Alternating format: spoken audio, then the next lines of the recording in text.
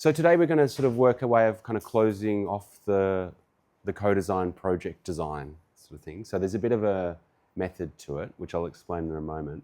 But we're going to do several sort of stages. So hopefully people in groups, are you on your own? You're the only one from your group? Who's the only one? You're the only one from your group. Okay. Hopefully people come, so it won't be too hard.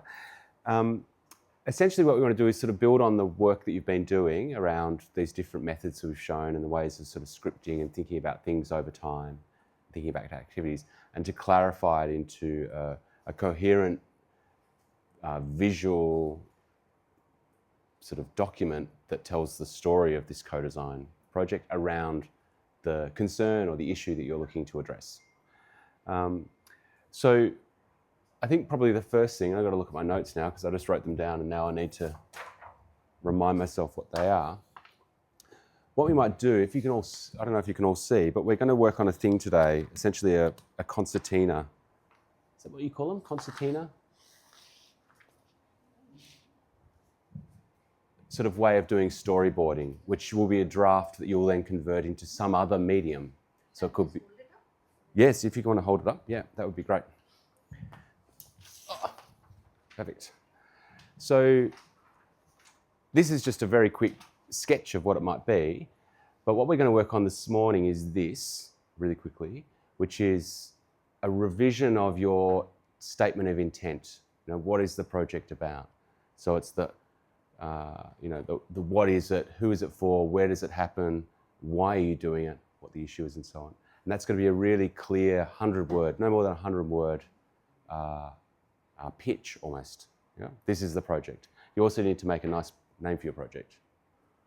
Yeah? A catchy name, a name that you can live with for the rest of your lives doing this project, potentially. Once we've done that, we'll move into some exercises around ways in which you might start visualizing this journey of the river, which we did yesterday, but as a time sequence.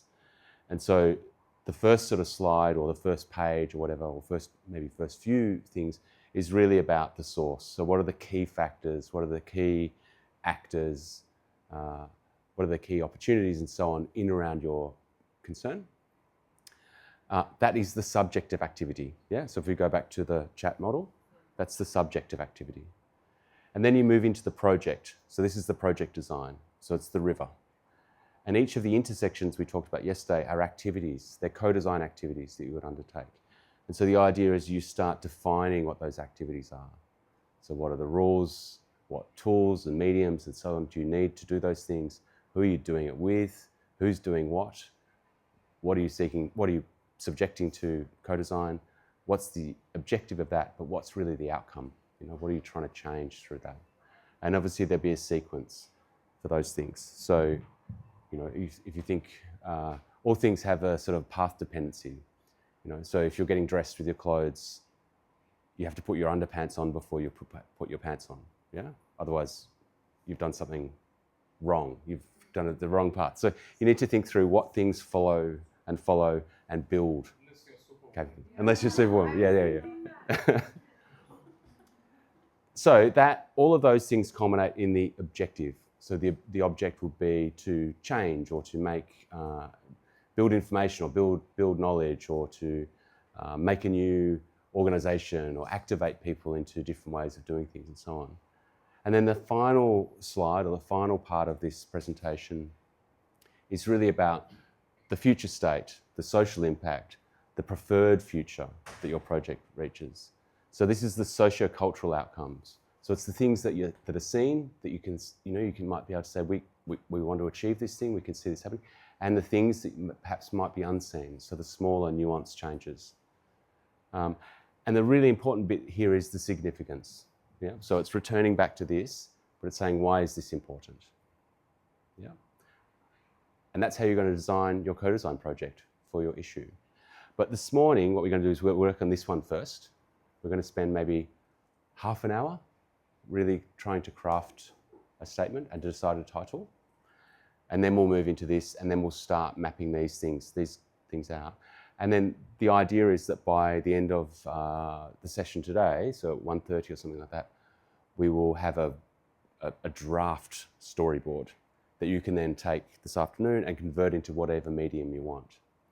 Now, in terms of the showcase and the storytelling tomorrow, we can either do it very early in the morning, which is probably unfair, or we can do it in the afternoon, which is probably more fair. We'll decide that later, I think. Chari?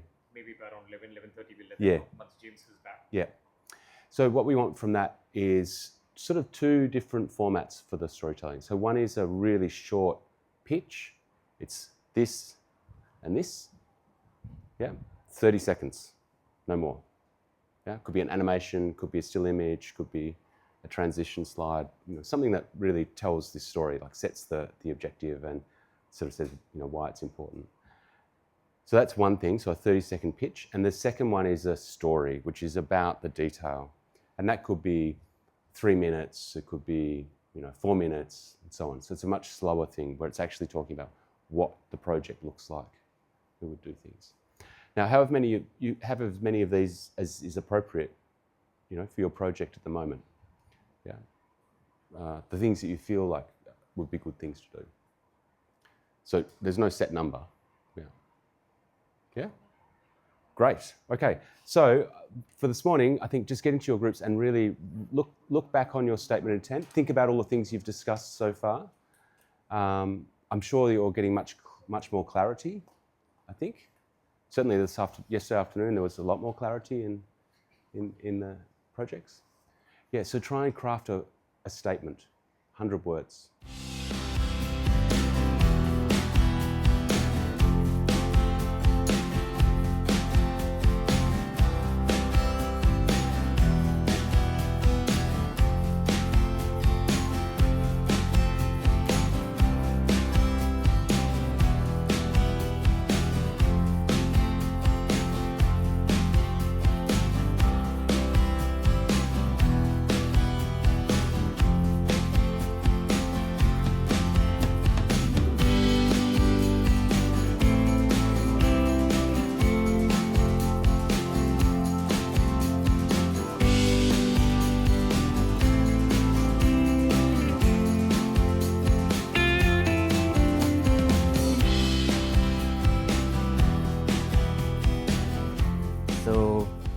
Just a quick reminder, you're getting your elevator pitch type scenario, and what you're focusing on is establishing why a particular issue is important and therefore relevant to who you're speaking to.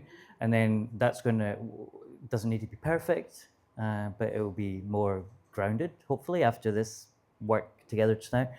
And then after 11, we'll do a bit of sort of reflection, sharing on that.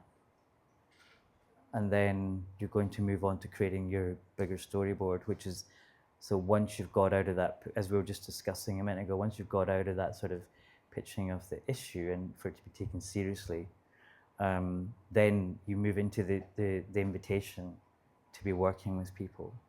And in neither of those scenarios are you delivering the solution. You're creating the conditions whereby people are coming in and want to work on it, feel they have agency to tell their own story, and also to actually produce the knowledge and relationship with you and with whoever else might be encouraged to come into the working space. So that's just a sort of quick summary. But so that's what we'll be doing soon. So at 11 o'clock, we will do a bit of sharing. But yeah, don't worry about it being perfect, and it's not about delivering a solution.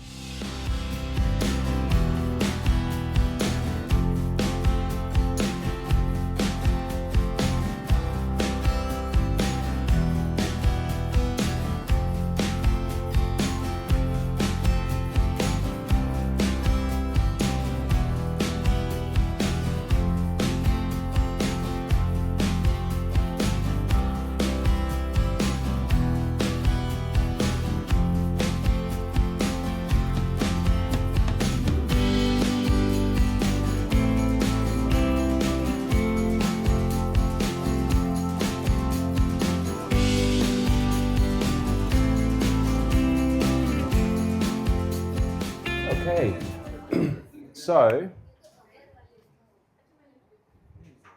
we need one person from each group to read out the statement of intent to come up here. But to do that, to work out who it is, we have to play, I don't know if you play this in India, but if you play rock, paper, scissors, right? Do you know that game? Yeah. Rock, paper, scissors? So in your groups, you need to play rock, paper, scissors, and whoever is the last one is reading out the statement. Okay? Okay, ready, steady, go. You ready? Okay, you have 30 seconds to start playing rock, paper, scissors. Do it with yourself. Ashita, you are doing yours. I think the trick now is as you refine this to make sure that the words speak to the people who will be involved. Yeah? So that's challenging, particularly when you've got diverse stakeholders. Like, for instance, in your project, you might be talking to workers and to employers. Yeah? And you might need to have some language that can talk to both, yeah? Or students and faculty and so on. But that's a great start. So what the next part is to really start mapping out this middle section. So the source is reasonably clear, I think, now for you. So, a way of sort of thinking about what bits you really want to include there. So we might leave that for the moment because I think you can do that well. We might move into the actual river. So the activities that you would do with the participants in this project to co-design an outcome with them. Yeah. So a way of thinking about these activities, using that chat thing, is that there's the Venn diagram sort of sits behind it. Yeah. Or sits. So you have the Venn diagram, and then you have the activity on top. So there's always the who, where, and what. And then there's the tools, the rules, the divisions of labour, what specifically is being subjected to activity, what the objective of that action or that activity is, and then what outcome you want. And the outcome always points to the next scaffold it's built. And over time through this process, you build towards the outcome. Yeah? And the outcome might change a little bit. You might discover that what you thought was the preferred outcome evolves through this co-design process to a different outcome. So the outcome, when we get to that later, is it should be reasonably open, yeah, in terms of what might happen. Yeah, not too definitive. But these things are the activities. And the activities are things that can be, they could be technical activities, they could be conversational or dialogical activities, like focus groups or workshops. They could be distributed activities where people are going off and doing things and then coming back and sharing. They could be highly social activities like having dinner with people, yeah? But they're curated, they're designed activities, and they're designed with the purpose of leading towards this preferred future somehow. So that's the task for now, to start working on some of these activities.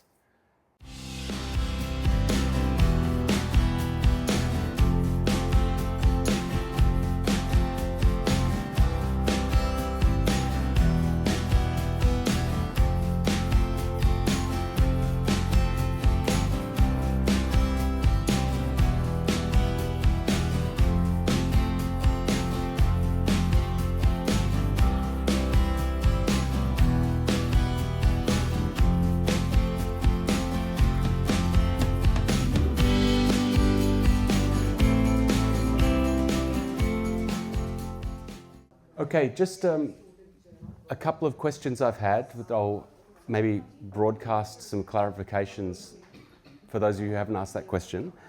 So these activities that you're designing, they're the activities that you do with people. So you design the activity to do with people, to draw out insights, to build reciprocity, to bring people into the project, yeah? To gather their ideas, their insights, to implement their ideas and insights, to test their assumptions, to test your own, and so on. All of these activities along the river obviously have a sequence, yeah? They build on each other in some way. But they collect at the end as the object of activity. So that's the thing that you design, that's the outcome that is designed. And it could be a program, it could be a policy, it could be a campaign. So that's like the evidence of the co-design. That's the thing that people come and say, I was part of that, and I've developed, and I've learned, and I've changed, and so on. But the socio-cultural outcome is the big change. That's the thing that you've done in the world, yeah? Where people's values have shifted a bit, yeah? Or people's capacity to do things differently has changed. Yeah. So as you move through these activities, you'll start to get some clarity around maybe what the outcome might be, yeah? Is it something that's public? Is it something that's, small and located within a particular organisation or a particular course within a curriculum? It can be very small, yeah? Or it could be huge. Yeah. I think for the purposes of this exercise, it should be reasonably small because you've only got one day. So we can build on that for next time. Any questions on this from anyone before you get too deep into detail?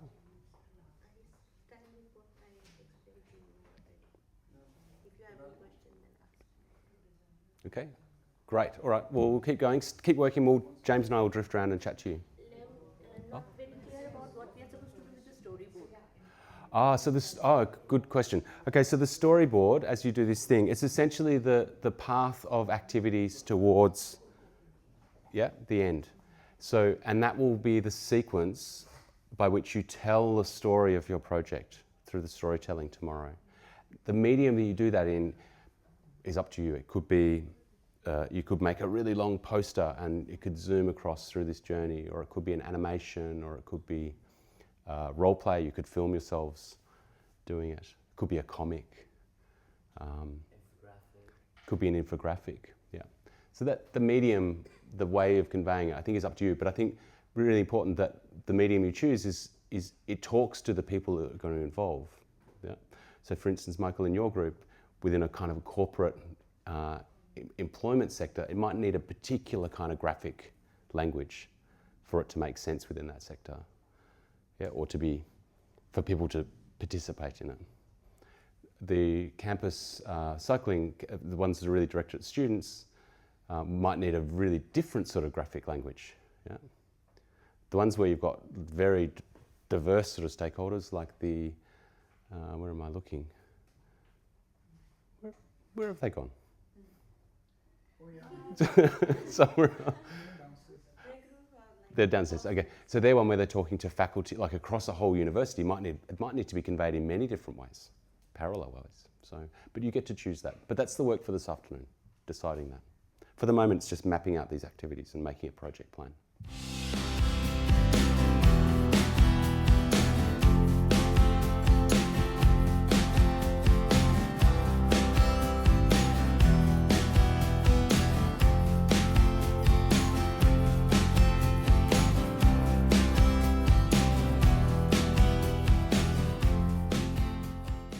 So what we want you to do or start working on,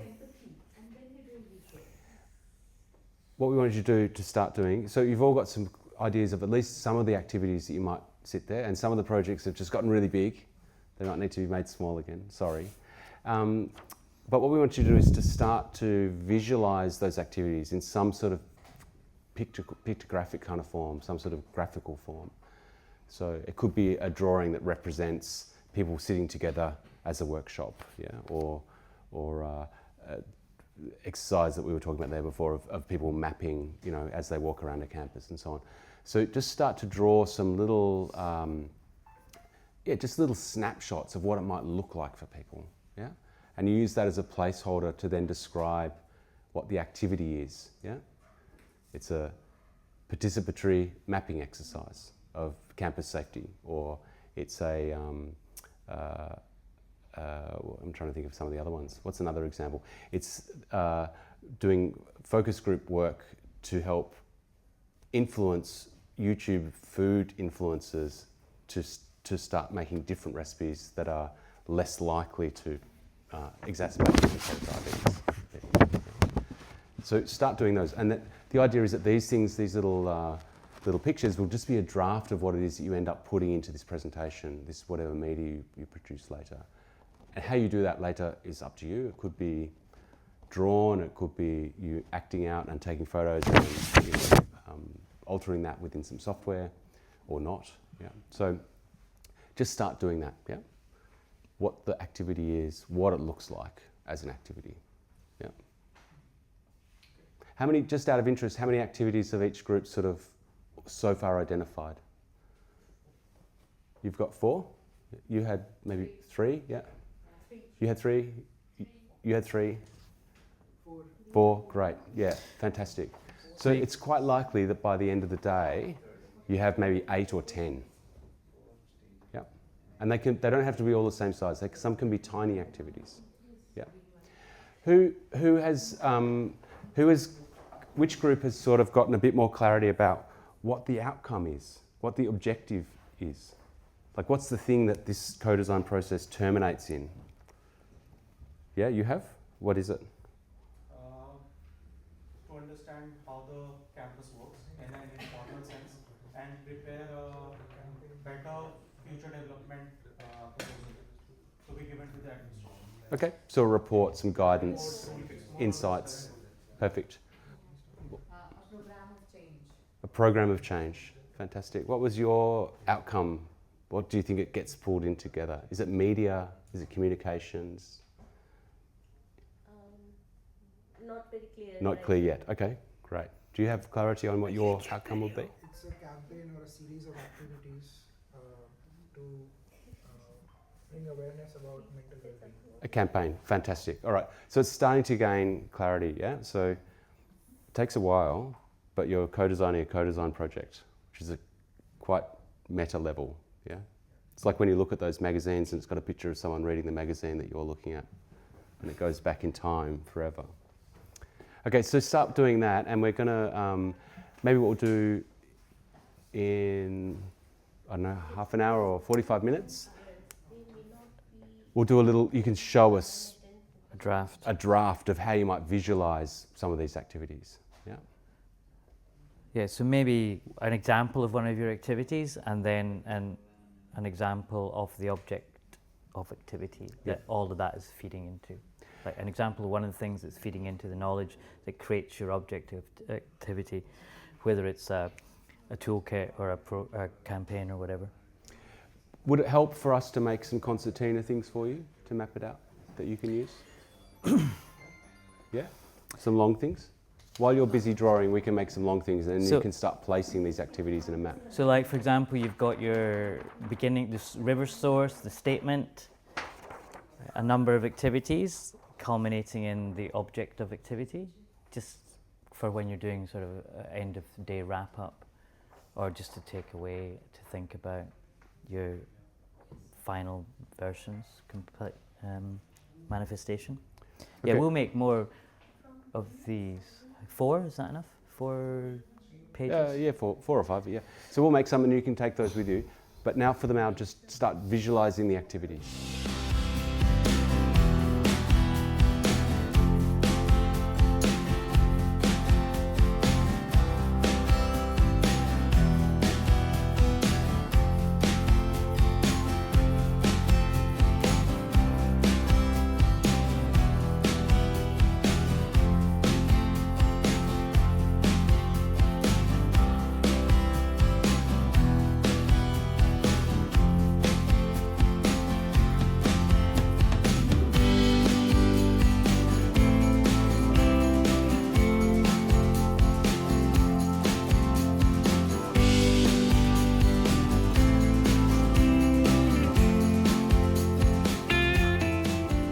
Everyone, How much time do we have?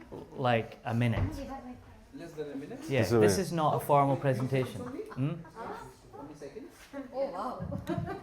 50 seconds now. 50 seconds. Yeah. All right. Our project is called Being Normal, and we're looking at how to sensitize the youth, which is youth and adults, mainly elite educated youth of a city like Delhi, about what it means to be, about the concepts, boundaries, labels, expectations and regulations of what is socially normal. So what is normalcy? Now we have assumptions and biases. We have what the source of our starting point was. which was wanting to study sensitization as a process, and then coming to gendered, non-gendered issues, and then finally mental abuse, verbal abuse, and the normalcy, the concept of what is normalcy. So here we have in the activities, we have about 6 activities, starting with defining the problem, then the conversations with target audience, which are divided into open and closed conversations.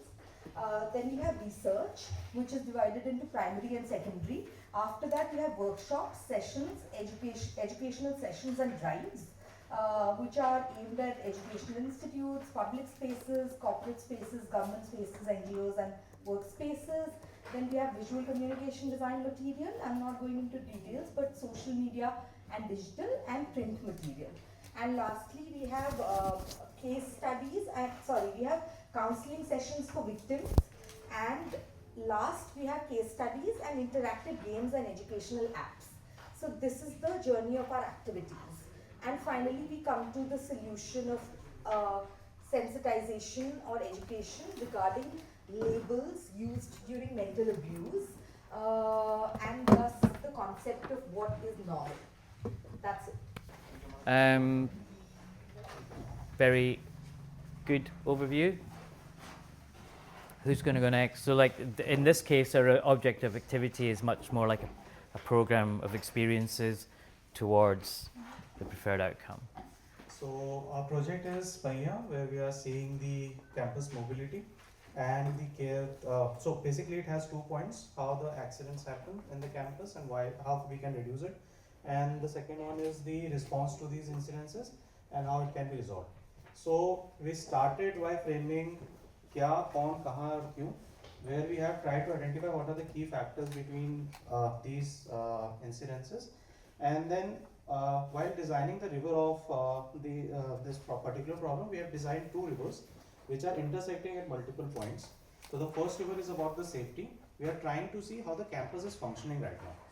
So the first activity is about foot map, where we'll be using GPS, where everybody will be circulating a Google form, and then they will be installing it and putting in the activities on the everyday basis for a week. So we'll be seeing how they are using the campus in everyday life throughout the multiple stakeholders: students, academic, non-academic, support staff, etc. Then we have the activity 2 about walk the chalk, where we are trying to map the trails. Similarly, in the care one, we have the response drills, where we'll be doing multiple drills at the institution level, paired up with some informal activities like Nukkad Natak, where we are performing the skits and all, trying to make them understand how the problem is to be resolved. There are some informal activities as well, where we'll be doing one-on-one counseling sessions in the open, trying to understand what spaces are reflecting as careful spaces versus the spaces they feel more vulnerable in. And then eventually we are coming up with a toolkit that we'll be giving up to the administration, that these are the responses we have recorded for this particular project, and this can be incorporated to create IIT as a better campus in terms of safety, mobility. Yeah. Great. Okay, thank you. Okay, so I represent me, and then there are 3 invisible members as well. And the title of my project is Saksham Prayas Ek Ujjwal Bhavishya Ki Or. It's a tagline I've added. And in the morning we discussed about the statement of intent of the project, which was around enabling the entire student journey of people coming from underprivileged background. When I was working through it, I realized that this is a very, very broad vision.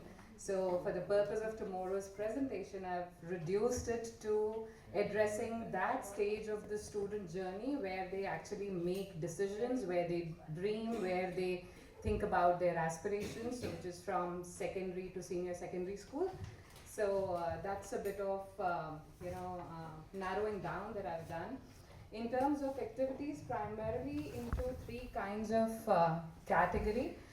When I say activities, I mean the activities involved in the design process. So the 3 kinds of activities would be around understanding user needs and validating the assumptions which I already have coming from the outside-in perspective, validating and redefining the problem, and co-envisioning the desired future. Again, I have my view or a co-designer view already with me, so it's basically working with them to validate and enhance the same. And in these three categories, there could be multiple activities, including or multiple tools, if I can say, from the chat framework. So that will be around understanding a day in the life of the personas involved, which includes the students, the village household that they're coming from, doing some focus group discussions, doing some journey mapping, doing interviews, which had a good discussion with James around making them very contextual and less intimidating for the kind of audience that they are. So it will be more around like chai pe charcha, like conversation over tea. So something which is a little casual and helps them have easy exchange of their ideas and their challenges. So yeah, and eventually the outcome of activity that I envision will be a program of change. Again, I have a high level view of it, but the design process will inform what it will eventually be. The high level view includes career counseling sessions, industry visits, guest lectures from subject matter experts and people coming from industry, workshops, seminars for the students, career fairs, some parent awareness and involvement activities, some early skill development programs, very foundational, like communication and basic leadership skills, and some providing them a mentorship platform if possible as part of this program of change, helping them create, we've heard about learning circles, but something like dreaming circles, where students who have similar kind of interests, once they are explored, they can form a group and maybe help each other build a better future in a similar direction, and have some plays or street plays which they can do in various events to just build awareness. Great. Thank you. Thanks. Thank you. So just color coded these things. So so if you're just talking of our project, so since it's about the student, the educator, and the facilitator, so to speak, when we are going through the process of these yellow sheets, right? So these are the three main stakeholders that are coming in through the aspect of co-design, right? So that's where the work is going to be done. And to talk about the outcomes that you're talking about, right? If you're talking of the socio-cultural, we're talking of the seen and the unseen, right? So the seen are, right now we're talking of maybe what is behavioral change possibly. So student engagement goes up, faculty soft abuses go down, like there's a tangible aspect to it. Of course there's tracking and all that we'll see later, that will be part of another activity. There's a kind of a referencing. So there is a kind of appropriate conduct or code that is available as material to faculty, right? There's also a mechanism in which students are, there's an expression, there's feedback, there's some kind of hearing. The mechanism is visible to both the student and the teacher. And this unseen is, of course, there will be the mindsets evolve. We don't say change because it will evolve. There's a mental emotional well-being is up of the student and the students are inspired. So a variety of activities. So it has to be a chat framework. We realized that for workshops for educators and workshop for students at the first phase of this particular project will have to be in a different, because these are very different dynamics of expressions. So probably there would be two different sets of activities, and then at the later stage there would be a more comfortable situation where there would be another set of activities or workshops conducted or co-designed together. The educators and the students get to interact with each other on a better verbal expression and a comfort that realization happens. So for us, workshops for educators will have a subject would be definitely the educators, but the inherent understanding would be the behaviors of students. Then we realized that the rules would be code of conduct and ethics because we are talking about educators, so it has to be a little formalized. However, the larger goal would be a better behavioral understanding of the faculty as well, the educator as well. The tools we could identify was creating awareness, well-being and confidence the tools are verbal and non-verbal expressions like body language and gestures. There would be certain kind of discussions around these, certain workshops where the expertise and certain different experts would be invited in the institute to have such an understanding. Then there would be certain workshops around the overall psychological behavioral dependency of a faculty to a student. There would be certain designerly opportunities like role plays and faculty reflection circles, which are really important. So they, like we call in India chai pe charcha, so it's an informal discussion which happens. So for us it would be a reflection circle. So how confident faculties are to discuss around and what verbal abuses they might have put forward. Then the educators will be shaping the students' experience and students' capacity. This would be creating awareness, well-being and confidence within the entire system.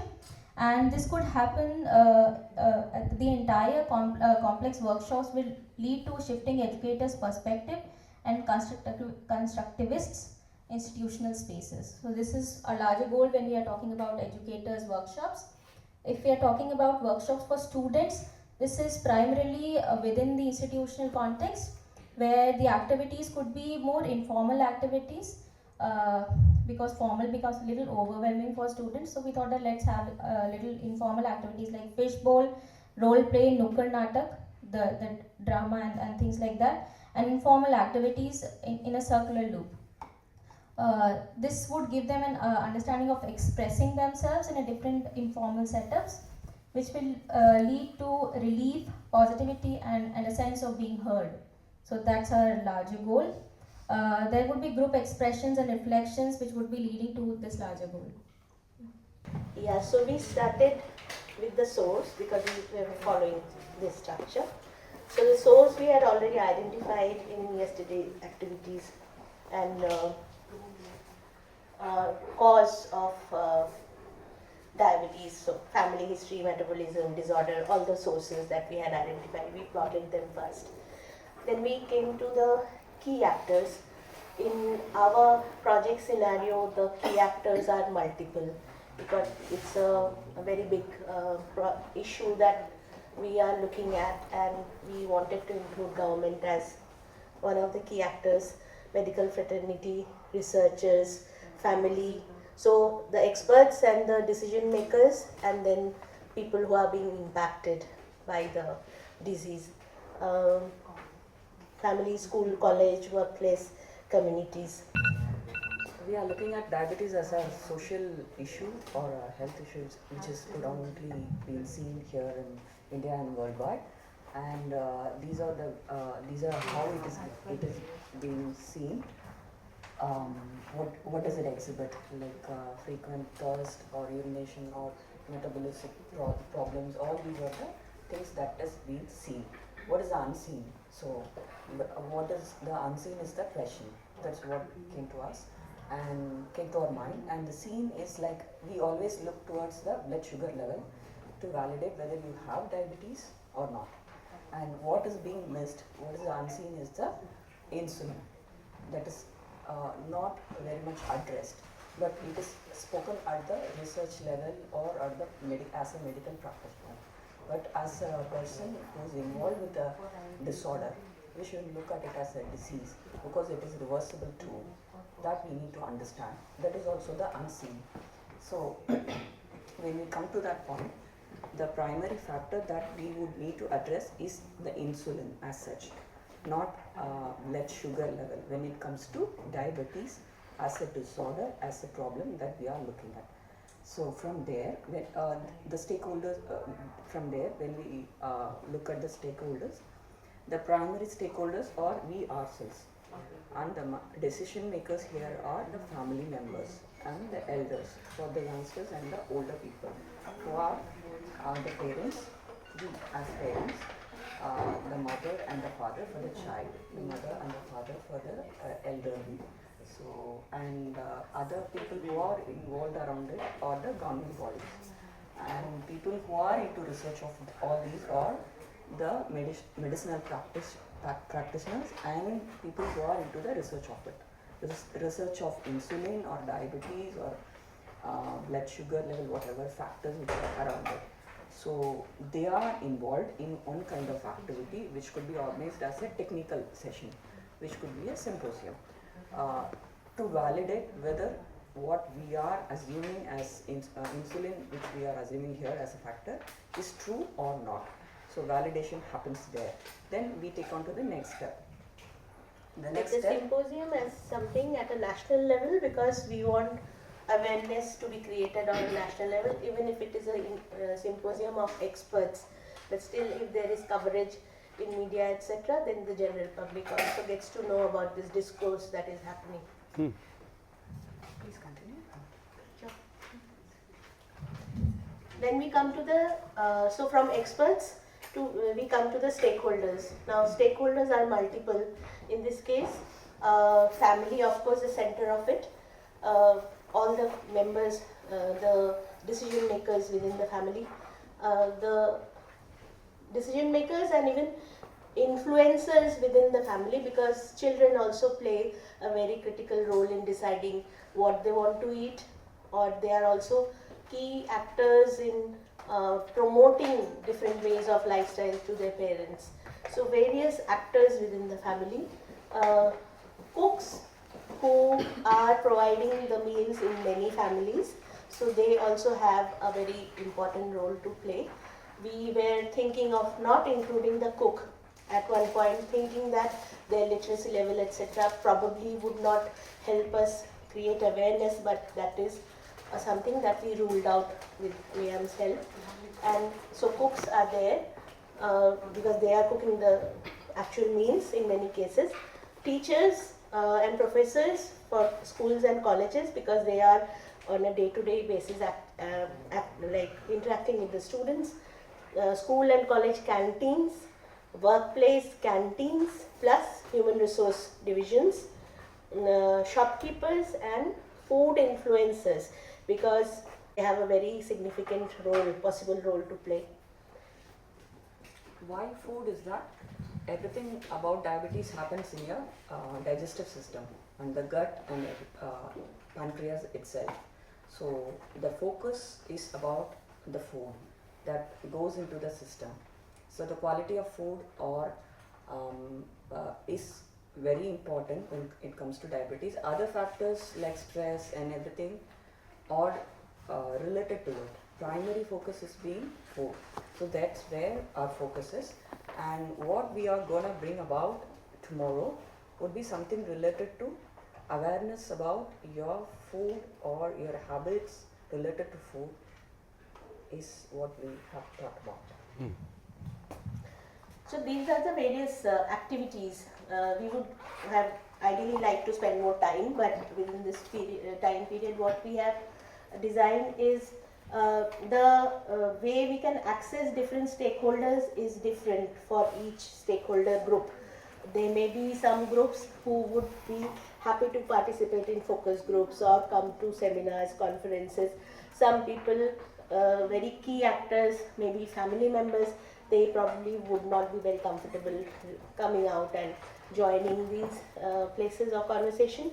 So there is a self-paced way of saying, and core objective is to have a dialogue with all of them, not a one-way awareness thing. We want a dialogue.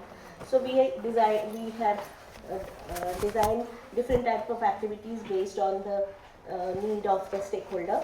For parents, it can be a fun quiz on food, which James suggested, like pushed our thought process towards a very good idea, because we can have a awareness and dialogue in a self-paced manner, and it could be also information transfer by triggers.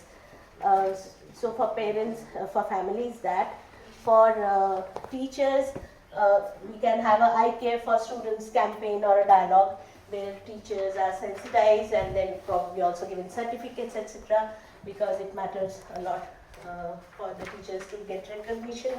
For civil society organizations also have a very critical role, because they are reaching out to people underserved or hard to reach areas or any other areas. So for them also participatory seminars.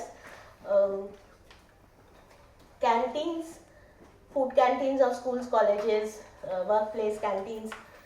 We were thinking of handbooks, etc., to guide them. For books, interesting reels, something that they would like to consume, and by consuming they can get awareness. For interaction, maybe we can use the comment section, etc., by posing questions, etc., in the reels that they can answer, so we can have a dialogue. Food influencers, we believe that they would be happy to come to focus groups, get recognition, and start feeling the importance of their role in this whole system. So from that perspective, focus groups. Food sellers, markets, we are yet to think of more aspects, but food seller, definitely the team wants to have a very clear communication that they depict, that they have design spaces for healthy organic stuff versus the design of the shop floors. All this leading to the object of our outcome. What is the future that you are looking at? 360-degree campaign, which is going to be passive and also active. Passive means filtered media, or it's all over there. Active is like more digital, reels or everything, or you communicate with the tangible and intangible. So on a broader spectrum speaking. So that's how we have envisioned it. And we would definitely want to pitch this to be supported by the government, because an issue so important for the nation, a campaign around this issue should be supported by the government. For to stop this happening before it is about to get before the onset. Our focus of the entire thing is like address it before it starts, before the onset of the disorder. It's not a disease, it's a disorder you could overcome. That's our primary objective. We are going to do it in passive and active. That's it. So our project is about a working professional in an urban setup who wants help with their emotional well-being. So for this working professional, we have identified 4 phases. I'll talk phase by phase. First is the early career. During the early career, you have excitement, a bit of uncertainty, and a little anxiety because you are joining a new workplace, probably in a new city, away from the family. The tools that we identified to work in this space is onboarding activities and career planning guides. The rules would be corporate culture and behavioral expectations to set. Who will do this? So the division of labor would be HR, mentors, managers, and buddy system. So the buddies. It will make a community of mentors, HRs, and peers who will guide you through this first career phase. The second phase is the mid-career. This is where you see career growth. You also see burnout and stress. You build relations at workplaces. You also go through different evaluation systems for your promotion and leadership opportunities. So the activities to focus on in this phase is work stress management, activities about leadership coaching, activities about personal growth. The tools we could use for this is having a career coach, in-house career coach, stress management workshops. The rules for this would be performance evaluation and leadership training. The division of labor would be the first level of support. We were thinking that we can use a generic chatbot where it gives you, because it's a first level of support, it gives you simple solutions and simple guidance. So yeah, that's the second phase. The third phase is the major life transition. This is where most anxiety or the problems of emotional well-being comes in.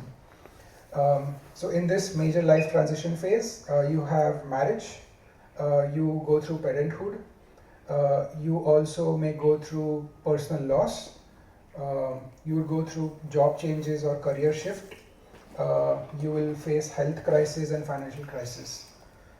So the activities that we focus on in this phase is balancing personal and professional changes. So how to manage that, some guidance or coaching related to that. Tools we would use for that would be anonymous support. Again, that could be used. That could be by using chatbots, or because it has to be anonymous, it could be a remote mentor or something that is confidential. Rules would be policies on flexible work schedules, leave policies. It could also have policies about advanced salary withdrawals, interest-free loans. Because you're going through so many life changes, this could be handy. The division of labor would be HR and leadership, or organizational leadership. The fourth phase is the late career. This is where you're almost at the end of the career. You're also having crisis about losing job, being relevant in the industry, because new people are coming in, they are hired at cheaper salary, and I am eating out a lot of financial from the organization. You also try to emotionally adjust in the work environment, and you also have to look forward to do your retirement planning. So the activities to focus in this is legacy and mentoring, financial and emotional readiness. So any activities around that would help in this. Tools we could use in this is knowledge sharing platforms from your peers or from the community. Whatever content we have gathered till now, it could be on one platform, and you could use that interactively to share knowledge. Then also a financial advisor or a financial planning assistance somehow, if it can be given by the in-house finance team, or it can have a third-party finance team. The rules we'll play by this in this is retirement benefits and exit processes. So smooth exit processes, or any kind of retirement benefits or guidance around this. Again, the division of labor would be HR for sure. HR is everywhere, and the finance team. So out of all these phases and activities, tools, etc., we have come to object of activities, which is not one, there are multiple objects of activities. First is having campaigns within the organization, and for this campaign, we could do activities like printing posters, or having some graphical material across your workplace that runs awareness about emotional well-being.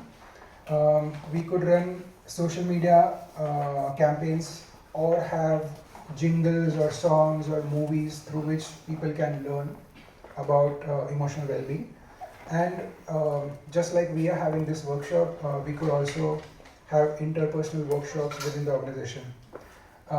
Second is coming up with the policies. Now across these activities, we gathered a lot of data based on which we could come up with common policies, or we could see patterns from which we could make policies, and in a very confidential way, this data could also be shared to the government for their legislative decisions or whatever in the future. And the third outcome was having digital tools. So we talked about chatbots. So chatbot or AI monitors, some type of monitor which is integrated across all your tools. Like if you're using a ticketing system, if you're using code repositories, how much screen time you're spending in a day, how much workload you have. So such kind of monitors could be there. Having psychometric tests quarterly or bi-weekly based on where you are in your career phase. And lastly, having a third-party platform for counseling. For example, we were talking about this platform called Your Dost, which is like your organization could have tie-up with them. the sessions that you take with them will be all confidential, but they are available 24/7. Somebody's there for you to talk to and get help.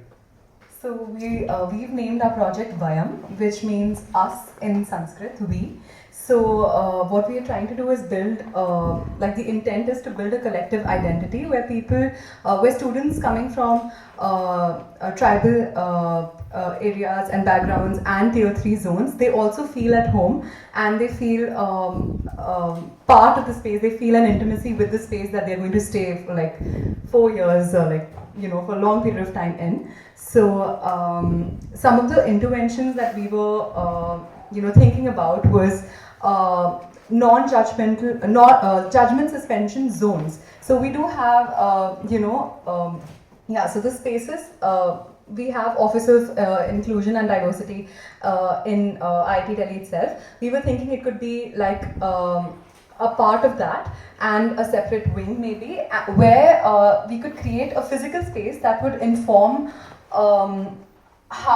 It would be a participatory design space for students to brainstorm, collectively get together, discuss, have those discussions and brainstorm solutions that are relevant to them and how they can own their space, feel more connected to the space they are in. So we were also thinking of using local materials so that these you know, the people who are coming from tribal communities had that association, because that cultural shock can be built or can be curbed only by sensorially, you know, tantalizing their experience or having more of the elements in the institute. So when we were thinking of building this intimate space, we were thinking of probably a mud hut or a corner which has thatched roof, which has a rag doll, which you can go and hug. Because after discussion with Dr. Liam, we thought, okay, it is a stereotype or a taboo to, you know, hug someone from the opposite gender in our country, even though we are in the city. So we thought, okay, how can that be dealt with? So we actually went on a field visit to see where all we can actually put these rag dolls or these cultural dolls. So these cultural dolls will be wearing the folk, you know, folk arts and folk costumes of these regions, and they will be around the campus. So whenever these first year students come and they're feeling a little low, they will feel this element of belongingness. One more observation, yeah, that we had was of the signages that we have here. They're very boring. They are mundane, they have the blue and white background. Yes, of course, that's because it's readable, but we were thinking of having more inclusive elements, the visual art of their own region, also inclusive in terms of the linguistic, the languages that they speak, the local languages, because when you come and you see different, you see an alien language, you feel that dissociation. So why not have that? Yeah. And in regards to the future aspect of the project, so how we are creating a safe space or an environment for them to come and interact with activities, it would also give us a chance to simultaneously collect data, which in a way ensures that the whole process would be continuously evolving. Because the more they interact, the more the room is in use, the more we'll be getting the data and the more changes we'll be able to apply. So in a way, kind of making it future-proof. So lots of super interesting things going on. Really big projects. You've only got one more day, remember. So I've done a bit of a version of this for a slide. So you've got a reference point, a digital reference point, and some instructions for what we're going to do tomorrow. I think probably the really important thing to remember is that you would have heard James's alarm going off as you were talking, and that was 1 minute. So you need to do something that is 30 seconds, a 30-second pitch. So very, very tight, yeah? Very short story, yeah? So maybe not so many words. Maybe you're doing that in pictures or diagrams or some other way of communicating the significance of the project and why people would be involved. And for the longer presentation, which is the storytelling, it's about 3 minutes, you know? So, but think about the sequence, think about the flow, yeah? So the flow of the river for that as a way of structuring your story. I think the really important thing to do for this afternoon is to sit down. I mean, there's still lots of detail. You won't necessarily be able to cover all of the detail in the presentation as there might be in your project. So start choosing the things that you really want to focus on telling the story of. So for instance, in your diabetes project, there are so many different projects and stakeholders. Maybe you just pick out the really key ones that, you know, help give the spirit of the project. But what would be really important is to, well, firstly do that. Secondly, work out with your team what capabilities you're actually, like what strengths you've got in terms of storytelling or visualizing or doing those sorts of things. And then play to your strengths in that, yeah? So don't try and do something that you've, like, don't try and make a film if you've never made a film before, yeah? Because you've only got one day. So the medium, I think, is important, but we can also think of this as a first draft of some sort of communication of the project plan. So, but remember, it's got to be engaging. The language has to talk to the people who might be stakeholders, yeah, to invite people in, and you have to be able to do it, yeah. So choose strategies to do it that are achievable, I think. Yeah. Great. So tomorrow we're going to meet here at 9:30. We're going to do a quick recap and see where you're at, and then we'll do the presentations. What time did we say, James? From? Well, they're after lunch, I think, unless we change that. Yeah. So from 1:30 or 2:30. Chari, what do you do? 2:30. So we'll do the formal presentations at 2:30. You know, here, and we'll film it and we'll do all of that sort of stuff. So we'll do a bit of a capture, and then you've got a little bit of time to craft and rehearse and do that sort of stuff. Ideally, these things are things that we can retain in some digital format so that they're useful, you know, within the media. But if it comes to, you know, maybe you role play the thing, you know, maybe, I don't know. Have a think about ways of doing it. Yeah, there's lots of ways. I might just add a couple of observations. Yes, thanks, James. So, yeah, exactly what he said. I think one of the things it's very clear that you're all really good at project planning, and you've got strong research skills. And I think one of the things we want to keep emphasizing, one of the things that Liam has sort of tried to emphasize, even to me, even to Chari, is that this is about, you know, what can you get from this, right? You're not here to satisfy a task-oriented solution and being examined. You're going through your own learning experience. And co-design is very much about being through an experience. So to help you focus in on things as well for your presentation, yeah, let the diagrams and the text do their own work. You don't need to keep explaining and justifying what you're doing. That would be so you've now had a few chances to do that, to get yourselves in your projects. But what I really loved about, I mean, apologies for picking on a group, but what I really loved about the last presentation was it went right to the experience they wanted people to have. So there's a bit of a tip, you know, in terms of what you might learn from each other. And also, to further amplify that, you know, the attentiveness we give each other. If we can achieve that in our own sort of professional development space, then maybe we can be also trusted to achieve that with other people. Because if we're doing co-design with people, it's about attentiveness to what they want, people want, participants want, and what they can communicate about what they know. Because I said very early on at the beginning, I think when I introduced myself first time, you know, I'm not an expert. It's not a joke. Like when you go into co-design, you're there because you're facilitating the expertise in the room. So that focus on experience is a good way to help you focus in on like such an amazingly planned and thought through project. But obviously heaps going on in there. So for your, you know, you can have a project map and timeline and all that doing its own work in the slide, and you don't need to go through all of that again. You can focus in on one of the interactions with a group and really focus on that. Value that dimension, because when you're pitching, if you were to do, I mean, if this is something you take on into another space, if you're pitching, you want to, whoever you're pitching to see the real value in the work that you are proposing, because the work is in the work. not in you explaining yourself, and not in you sort of saying, I'm going to deliver this solution. Otherwise, you know, they'll just want a salesperson or a particular, you know, a researcher who does a particular kind of fast thing. So the beauty is in what you can offer in terms of, so I'll round this off by going back to co-design. Effectively, it's about collaboration. You're collaborating for design, and you're designing for collaboration.